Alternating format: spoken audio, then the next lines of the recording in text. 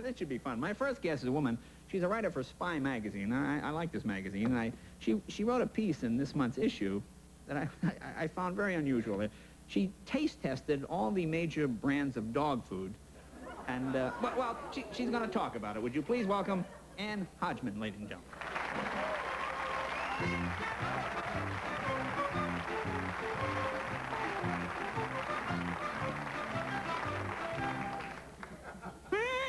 What was that? What song was that? Was that some... Whistler and his dog. The Whistler and his dog, of course. I could have guessed that in no notes.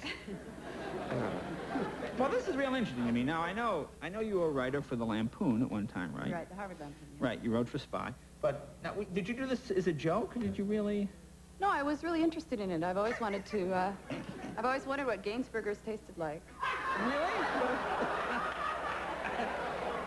As a young child, you were... Yeah, actually, yes, they have great commercials. Right. They always looked really great. The cheese all grated in. Boy, I tell you, I'm getting hungry just sitting here. No, I mean, well, that's true. I would have thought as a young woman, perhaps there are other things that would have been tempting, but that's really... That was it. That was it? So, did you ever try to cook a Gainsburger? Or did Yeah, well, they look so much like real burgers. Right, I thought they would fry up. And so I heated up, I heated up the skillet and I threw it in and it just turned black. It just turned black? Like one of those snakes you used to get at the carnival? No, just like black leather. It was very disappointing. You sure you cooked it properly? No, where did this idea come from? I mean, did you just... Well, I'm a food writer. Oh, I see. So I just was looking for something new. yeah, that was good. Now, did you contact any of the dog food companies, or did you just do this on your own? I actually called Purina. They have an 800 number.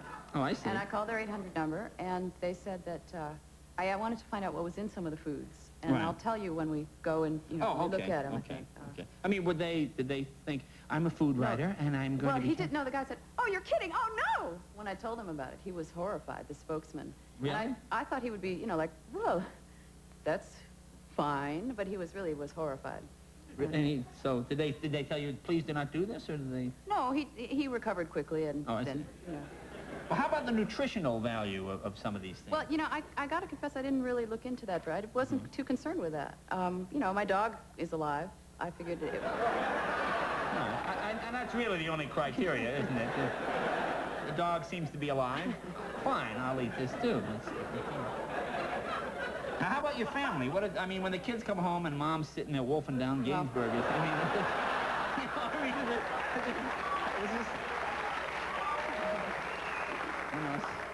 Well, I have a little boy, a baby, who was too little to care, but my 5-year-old said, Mommy, why are they making you do this? Ooh. And my husband he was awful about it, because I was very nervous, obviously, about doing this. And I had a little plate of chocolate chips to kind of, clear my palate. Right, you have to clear the palate. A little sorbet between the... Yes. So I just kept eating the chips. Now, did your husband notice you had dog breath after eating them?